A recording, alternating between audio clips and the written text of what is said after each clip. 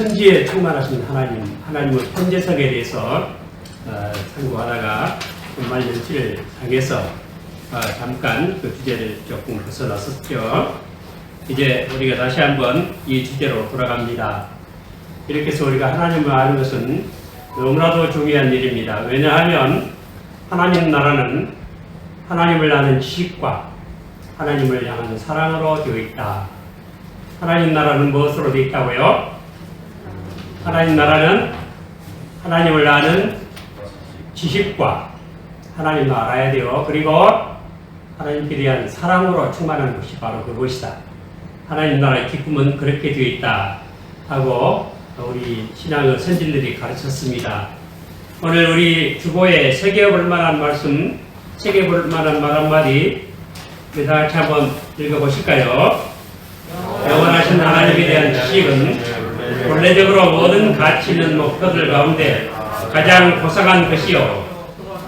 그것은 모든 형태의 지식들 중에 가장 고상할 뿐만 아니라 모든 인간의 목표들 가운데 가장 지고한 것이다. 누가 그랬어요? 어거스틴이 그렇게 말했습니다. 하나님을 아는 지식은 가장 지구한 지식이고 인간의 모든 목표들 중에서 지구하다. 가장 중요하다는 뜻입니다. 자, 그래서 우리가 하나님의 편재성에 대해서 조금 더 배우고 더 나아가서 오늘 본문은 하나님이 우리가 함께 계신다. 마치 다른 데는 계시지 않은 것처럼 그렇게 말씀을 하고 있습니다. 그러나 우리 하나님은 천지에 충만하신 그런 하나님이십니다. 하나님이 천지에 충만하심에도 불구하고 성경은 하나님은 하늘에 계신다 그러기도 하고 또 동산에 거주신다 그렇기도 하고 여기저기 나타나신다 그렇게 말씀하셨습니다. 그래서 이 하나님의 이 편재성은 어떤 공간에서 배제되는 것이 아니고 하나님 자신의 임재로 하늘과 땅을 가득히 채우신 분이시다. 조금 더 우리가 더 살펴봐야 되었고 오늘 이 주제도 다음 시간까지 좀 계속해 보고 싶습니다. 그런데 우리 하나님은 특별히 천지에 충만하시면서도 특별한 곳을 자기 백성에게 주시고 그곳에 거하신 하나님이시다 하는 사실을 우리가 상고합니다. 특별히 하나님은 이스라엘 백성에게 어느 땅을 주셨을까요? 이스라엘 백성에게 주신 땅이 어디예요? 무슨 땅이에요? 가나안 땅이죠. 가나안 땅은 특징이 뭐였죠? 어떤 땅이라고 했죠? 젖과 꿀이 흐르는 어때 풍요로운 땅이에요? 빌기반 땅이에요? 아주 풍요로운 그런 땅이었습니다. 그런데 이 하나님께서 이 땅을 이스라엘 백성에게 주시고 그 땅에 계셨을까요? 안 계셨을까요? 네, 주시고 함께 계셨죠. 그런데 그 사사기의 11장에 보면은 누굽니까? 그 입다란 분이 사사가 되죠. 그때 암몬 백성들이 쳐들어왔어요. 공격을 해왔어요. 그래서 입다가 사사가 돼가지고 암몬 왕에게 편지를 보내요. 왕이시여 왜 그렇습니까? 왜 남의 나라 쳐들어옵니까? 그러니까 암몬 왕이 답장을 보냈어요. 야 이거 원래 우리 땅이야. 너희들이 쳐들어와서 뺏었어. 그러니까 도로 찾으려는 것밖에 없어. 순순히 내놔. 그런 얘기죠. 이스라엘 백성은 지금도 그런 전쟁을 하고 있어요. 팔레스타인 백성들이 야 우리 땅이야. 얘들 내놔. 이거죠. 똑같아요. 거기에 대해서 입다가 뭐라고 대답을 하냐면 야 그거 우리 하나님이 주셨다. 그래서 우리가 차지했다. 그렇게 말하는 거예요. 우리가 원래 여기 올 때 너희들 침공하려고 하는 것도 아니었고 그냥 좋게 돌아오려고 했는데 그때 우리가 에돔에도 그랬고 모압에도 그랬고 이 암몬은 누구 후손이죠? 롯의 후손이죠. 모압과 암몬 두 아들을 낳았죠. 롯이. 그 정도 해놓고 넘어갑니다. 어떻게 낳는지 얘기 안 하겠어요. 그런데 그 나라예요. 그래서 하나님께서 그 나라 침공하지 말아라. 돌아가라. 말씀하셨어요. 그리고 아모리도 그렇게 하고 그런데 그 나라가 오히려 이스라엘 백성을 공격을 했어요. 그래서 하나님께서 너희들 봐라. 내가 공격하지 말라고 했는데 감히 먼저 공격을 해. 가서 이 나라를 쳐서 취하라. 해서 그 나라를 취하신 거예요. 원래 이 세계는 누구 것입니까? 이 세계가 하나님이 것이죠. 이 나라는 어떻게 해서 분정됐을까요? 나라가 어떻게 생겼어요? 나라가 어떻게 생긴지 몰라요? 그러면 창세기 10장을 보시면 알아요. 나라를 하나님께서, 이 나라라는 단어가 창세기 10장에 성경 처음으로 나와요. 나라는 하나님이 나눠주신 거예요. 하나님이 분정하신 거예요. 하나님께서 어떻게 분정을 하셨는가? 신명기 32장 8절에 보면 이스라엘 자손으로 수대로 분정을 하셨다. 그냥 물론 모세가 썼으니까. 근데 그 창세기 10장에 나라가 몇 나라가 나오냐면 나라가 10나라가 나와요. 70개의 나라가 나와요. 그런데 이스라엘 백성들이 애굽으로 들어갈 때 몇 명이 들어갔어요? 이스라엘 백성이 애굽으로 들어갈 때, 그러니까 이스라엘 백성이 아니고 요셉의 그 가족, 야곱 가족들이 애굽으로 들어갈 때 몇 명 들어갔죠? 그때 70명 들어가요. 그 이스라엘 백성들 수대로 나라를 이렇게 분정을 하셨다. 그거죠. 여기에 어떤 의미가 있잖아요.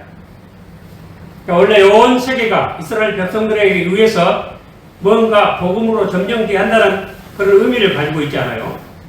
어쨌든 이 세계 모든 나라는 누가 나눠주셨어요? 하나님께서 나눠주셨어요. 독도는 누구 거예요? 독도. 독도는 대한민국 땅. 왜 대한민국 땅입니까? 역사적으로 법률적으로 할 것 없이 하나님이 주셨다. 그렇게 하면 우리는 이것이 정답이에요. 그것보다 더 큰 이유가 없어요. 그래서 입다가 암몬 왕에게 그 얘기를 한 거예요. 우리 하나님이 주셨다. 이것이 마지막 결론이에요. 이렇게 해서 암몬이 쳐들어왔지만 결국 이기지 못하지요.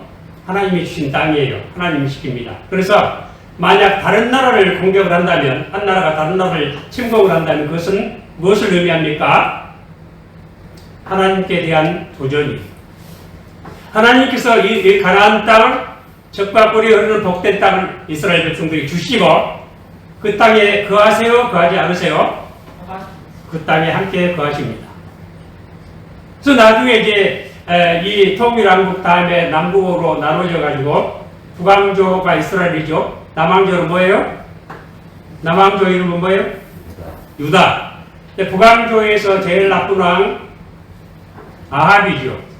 아합 왕이 죽고 그 후에 아하시아가 왕이 됐는데, 하여튼 북왕조는 선한 왕이 한 사람도 없어요. 다 악한 왕이에요. 우상숭배하고. 근데 이 아하시아가 다락에서 난간에서 떨어져 가지고 부상을 입었어요. 큰 병이 걸렸어요. 그러니까 사자를 보내가지고 에글론이라고 하는 곳에 가서 그 에글론의 신에게 가서 물어봐라. 내 이 병이 낫겠는지 못 낫겠는지 한번 물어봐라 하고 그 에글론의 신 바알세부에게 물어보라고 사자를 보내요. 그래서 사자가 이 에글론을 향해서 가는데 어떤 텁투룩한 털보 할아버지가 옷도 아주 그 가죽옷을 득 약대 트롯을 입고 잘 단장하지 않은 옷이 좀 나타나서 너 어디 가느냐? 나 지금 에글론으로 갑니다. 뭐하러 가느냐? 우리 왕이 타락에서 떨어가지고 병이 들어서 이거 낫겠는지 알아보려고 그 바알세부에게 물어보러 갑니다. 그러니까 그 노인이 야! 이스라엘은 하나님이 없느냐? 하고 꾸중을 해요. 너 그따위 짓을 하니까 너는 그 병상에서 일어나지 못하고 반드시 죽을 것이다. 그렇게 가서 말해요. 그 노인이 누굴까요? 그 노인이 누구예요? 여러분 엘리야 알아요? 몰라요? 맨날 엘리야 하나님 우리 하나님이라 그러면서 엘리야였어요. 엘리야. 그래서 돌아가서 왜 그냥 오느냐? 그러니까 그 노인이 어쩌고 저쩌고 하니까 그 엘리야다. 엘리야 잡아오너라. 가서 50부장과 50인이 그 군사 50인을 이끌고 50인이 가서 가니까 산 위에 딱 있어요. 너 내려오라. 너 하나님의 사람이니 내려와. 내가 하나님의 사람이면 불이 하늘에서 내려와서 너희를 살라 죽일 것이다. 정말로 불이 내려와서 그들을 태워 주겠지요. 그런 일이 2번 있었어요. 몇 명 죽었을까요?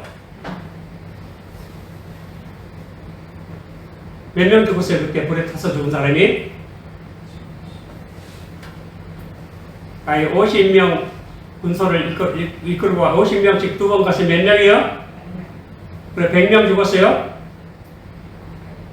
그 50부장도 둘이 죽었는데 102명이 죽었죠. 이스라엘에 하나님이 없어서 에브론으로 그 우상에게 그 미신에게 찾아가느냐 이거예요. 그래서 그렇게 많은 사람이 죽고 왕도 결국 죽고 말았어요. 하나님께서 이스라엘 그 가나안 땅을 주시고 그 땅에 거하셨어요? 거하지 않으셨어요? 거하셨습니다.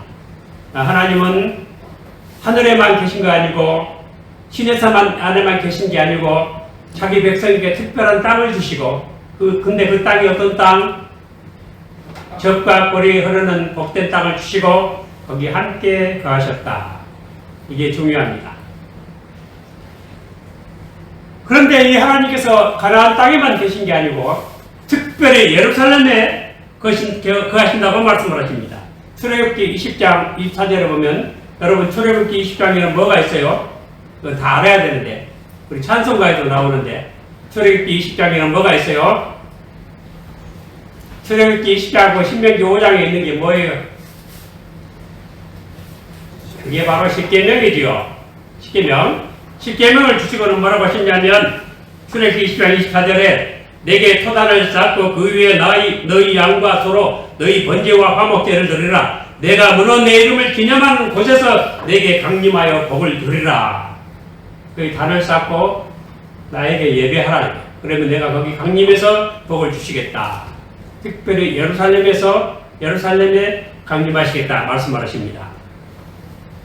그리고 신명기 12장 11절에 보면은 너희는 너희 하나님 여호와께서 자기 이름을 주시려고 한 곳을 택하실 그곳으로 나의 명하는 것을 모두 가지고 갈지니 너희 번제와 너희 시행과 너희 11조와 너희 소는 거제와 너희가 여호와께 서운하는 모든 아름다운 서운을 가져가고 있습니다. 또 신명기 14장 23절에도 여호와께서 그 이름을 주시려고 택하신 곳, 그 이름을 주신 그곳에 하나님이 함께 계십니다. 그러니까 가나안 땅 중에서도 가나안 땅에 계시면서도 그 중에서도 어디 계신다고요? 예루살렘 성전 안에 거하시는 거예요.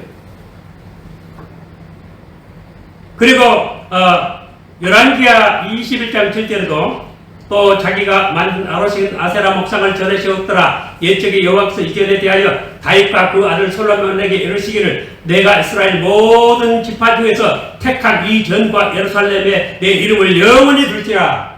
이렇게 했는데 이제 우상을 채우게 됐어요. 또 역대상 23장 25절에도 예루살렘에 영원히 거하신다. 또 역대하 6장 6절에도 예루살렘을 택하여 내 이름을 거기 두고 또 다윗을 위하여 내 백성 이스라엘 다스리게 하였노라 말씀을 하십니다. 그러니까 이스라엘 땅, 가나안 땅만이 아니고 특별히 그 중에서 어디에 거하셔요? 네, 예루살렘에 거하신다 말씀을 하십니다. 그 외에도 여러 군데 나와요. 에스라 7장 15절에도 왕과 모사들이 예루살렘에 거하신 이스라엘 하나님께 성심으로 드리는 은금을 가져가고 예루살렘에 이스라엘 하나님이 예루살렘에 거하셨다 말씀을 하십니다. 또 시편 135편 21절에 예루살렘에 거하신 영원한 시온에서 찬송을 받으실지어다 할렐루야 그렇게 기록되어 있습니다. 예루살렘에 가신 하나님께 예배하라는 거예요. 그리고 또 시편 이사야 24장 23절에도 그때 달이 무색하고 해가 부끄러워하리니 이는 만구로 여호와께서 시온산과 예루살렘에서 왕이 되시고 그 장로들 앞에서 영광을 나타내실 것임이니라. 하나님이 예루살렘에 가실 뿐 아니라 예루살렘에서 왕이 되신다. 예루살렘을 통해 통치하신다 말씀을 하십니다. 그리고 예레미야 3장 17절에도 그때 예루살렘이 여호와의 보좌라 일컬음이 되며 열방이 그리로 모이리니 곧 여호와의 이름으로 인하여 예루살렘에 모이고 다시는 그들의 악한 마음을 강팍한 대로 행치 아니할 것이라 했습니다. 또 요엘서 3장 16절도 나 여호와가 지온에서 부르짖고 예루살렘에서 목소리를 발하리니 하늘과 땅이 진동되리로다. 그러나 나 여호와는 내 백성을 비난하여 이스라엘 자손의 산성이 되리로다. 이렇게 말씀을 하십니다. 여러분 오늘 이 요한계시록 21장 10절 11절 말씀도 한번 보십니다. 10절 11절 성령으로 데리고 높은 산으로 올라가 하나님께로부터 하늘에서 내려오는 예루살렘을 보이니 하나님의 영광이 있음에 그 성의 빛이 지극히 귀한 보석 같고 그것과 수정같이 맑더라. 네, 수정같이 맑더라. 하나님께로부터 하늘에서 내려오는 거룩한 성 예루살렘. 이 거룩한 성 예루살렘은 어디서부터 내려온다고요? 하나님께로부터. 내가 지난 시간에 이 예루살렘에서 하늘에서 내려온다. 어디로? 땅으로 내려온다. 은혜와 자연이 통일되는 거예요. 그리스도 안에서 하늘에 있는 것과 땅에 있는 것이 통일되게 하려 하십니다. 에베소 1장 10절 말씀 성취예요. 그래서 이 하나님 나라는 은혜만 있는 게 아니고 영적인 것만 있는 게 아니고 자연적인 세계, 물리적인 세계가 함께한다. 우리가 그런 말씀도 상고했습니다. 그래서 우리 육신도 부활을 해야 되는 거예요. 육신도 함께 참여하는 거예요. 하나님 나라는 구약은 물질, 신약은 영, 다시 예수님 데려올 때는 다시 물질이 또다시 회복이 돼요. 영과 이 육, 그리고 은혜와 자연이 다 통합된 그런 세계, 완벽한 세계가 바로 하나님 세계고, 그래서 하나님 만유 안에 만유하신다 말씀하셨습니다. 근데 이렇게 특별히 하나님이 가나안 땅에 거하시고 예루살렘에 거하신다. 누구와 함께 거하시려고 그렇게 하십니까? 자기 백성과 함께 거하시려고 그렇게 하시는 것입니다. 이런 하나님의 임재는 예수 그리스도 안에서 통일이 되는 거예요. 그래서 말씀이 육신인데요, 우리 가운데 가시면 우리가 그 영광을 보니 아버지 독생자의 영광이요 은혜와 진리가 충만하더라. 은혜와 진리가 충만한 바로 이 예수 그리스도의 예표가 바로 예루살렘이었어요. 그래서 예수님이 내 성전을 헐어라 내가 3일 만에 다시 세우리라 말씀하신 요한복음 2장 말씀도 사실은 자기 몸을 성전된 자기 육체를 가르친다. 곧 예수님 안에서만이 하나님이 충만히 임재하신다. 이런 귀한 이 진리로 이거 가고 있어요, 성경이. 그래서 오늘은 이렇게 하나님께서 특별한 곳을 택하시고 그 백성들을 거기 거하게 하시고 거기 함께 하시는 이 진리 가운데서 우리가 꼭 배워야 할 것이 있습니다. 우리 사람은 하나님의 형상이죠. 하나님의 형상이 여러 가지예요. 첫째는 영적인 존재라는 것, 사람이 생명이 됐죠. 둘째는 영적인 모든 기능들 다 하나님의 형상이고, 가장 중요한 것 의와 진리와 거룩함이라고 있어요. 의와 진리, 거룩함, 하나님의 형상이 아주 핵심이에요. 그리고 우리 육체도 하나님의 형상에 해당되는 것이고, 또 아주 중요한 게 한 가지 있어요. 하나님의 형상과 그가 거하는 처소와 관계가 있다. 이거예요. 무엇과 관계가 있어요? 하나님의 형상은 우리 육체도 관계가 있고 거처와도 관계가 있다. 이거예요. 그래서 죄 없는 아담은 어디서 살았어요? 에덴 동산 낙원에서 살았죠. 죄 지은 아담은 어디서 살았어요? 저주 있는 땅에 가시가 나고 먹게 나고 찔레가 난 그런 저주받은 땅에 살았죠. 다시 구속받은 이스라엘 백성들은 어디서 살았습니까? 젖과 꿀이 흐르는 가나안 복지에서 살았습니다. 그 중에 특별히 이렇게 예루살렘을 이제 강조합니다. 예루살렘에는 세 가지 중요한 의미가 있습니다. 첫째로 이 이스라엘 백성들은 다 명절을 당하면 예루살렘에 가서 예배를 드리라. 예루살렘으로 11조도 가져오라. 예루살렘에 와서 절기를 지켜라 말씀하셨습니다. 가장 중요한 것은 성경, 구약 성경이나 신약성 그런 용어를 사용하지 않지만 사실은 교리를 지키기 위해서예요. 교리, 진리를 바로 지키기 위해서, 진리가 왜곡되지 않게 하기 위해서요. 사방이 천지사방에서 이렇게 예배를 드리면 진리가 왜곡될 수 있어요.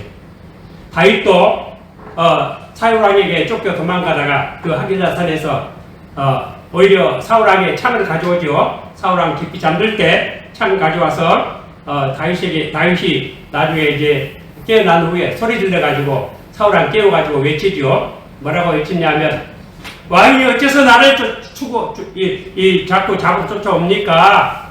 그럼 내가 하나님의 기업에서 떠나가지고 딴 하나님 없는 나라 가서 이방 나라 신을 섬기라는 뜻입니까? 그런 식으로 얘기를 하죠. 바로 그래서 다윗이 사무엘상 26장에 보면은 그런 얘기가 나와요. 내가 여호와의 기업에 들지 못하게 왜 쫓아다닙니까? 나 죽이려고 하십니까? 그럼 내가 다른 나라에 가서 이방신 섬기라는 뜻입니까? 그렇다. 그때 그 사울이 정말 쫄아가지고 내가 잘못했다 이렇게 되죠. 그래서 우리가 어쨌든 우리가 이 첫째는 예루살렘 성전에 이렇게 집중하신 것은 진리를 올바로 구하기 위해서 그렇게 하셨다 하는 거 우리가 명심을 해야 됩니다. 이사야 2장 3절에 많은 백성이 가며 이르기를, 오라 우리가 여호와의 산에 오르며 야곱의 하나님의 절에 이르자. 그가 그 도로 우리에게 가르치실 것이라. 우리가 그 길로 행하리라 하리니 이는 율법이 시온에서부터 나올 것이요 여호와의 말씀이 예루살렘에서부터 나올 것임이니라. 예루살렘을 강조하는 것은 하나님의 진리가 거기서부터 시작되기 때문에 하나님 법궤도 그게 있어요. 그러니까 진리가 왜곡되지 않게, 교리가 잘못되지 않게 하기 위해서 그렇게 하신 거예요. 거짓말 하자면. 두 번째는 하나님 앞에 예배하기 위해서요. 아까 시편 135편 21절에도 예루살렘에 거하신 여호와는 시온에서 찬송을 받으실지어다. 할렐루야. 시온에서 찬송을 합니다. 예배를 드립니다. 그리고 시편 147편 12절에도 예루살렘아 여호와를 찬송할지어다. 시온아 네 하나님을 찬양할지어다 라고 말씀을 하십니다. 그러니까 첫째는 진리를 바로 세우기 위해서, 둘째는 진리를 세우고 진리가 예루살렘에서부터 나와요. 그리고 둘째는 그 진리를 통해서 하나님께 예배합니다. 진리가 잘못된 예배는 예배가 아니에요. 아무리 재밌고 웃고 달고 해도 예배가 아니에요. 진리가 잘못되면 진리 하나님은 진리로만 섬기셨습니다. 셋째는 그 진리와 함께 복을 주시기 위하심이에요.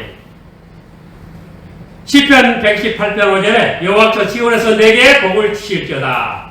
여호와께서 시온에서 내게 복을 주실지어다. 예루살렘 시온 있죠. 너는 평생에 예루살렘의 복을 보며 이렇게 말씀을 하십니다.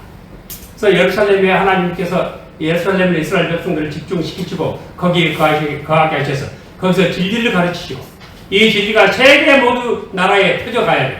그래서 이스라엘 백성들이 세계 70나라인데 70명이 들어가는 거예요. 뭘 가지고 들어가야 할까요? 복음을 가지고 진리를 가지고 들어가야 하는 거예요. 이런 깊은 진리를 가지고 있어요.